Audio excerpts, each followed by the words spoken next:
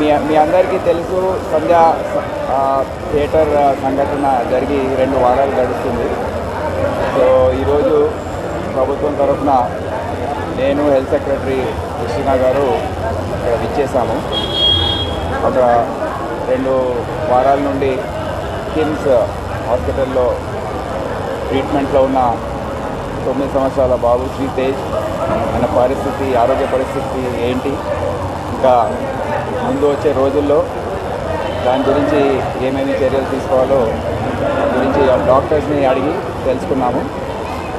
So దాని bulletin exact condition ఏంటో doctors తర్వాత బులెటిన్ లాగా ఇస్తారు.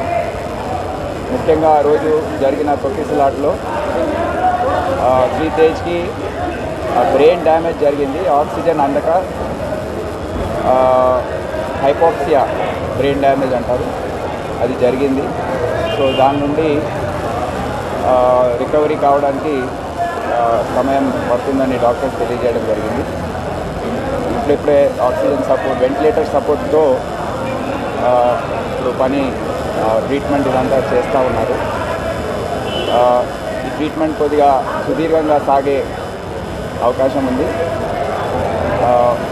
టెక్నికల్ ఆస్పెక్ట్స్ ఏవైతే ఉన్నాయో అవి తొందరలో డాక్టర్స్ టీం ఒకటి రివ్యూ చేసి ఒక బులెటిన్ లాగా వాళ్ళు ఇష్యూ చేస్తారు.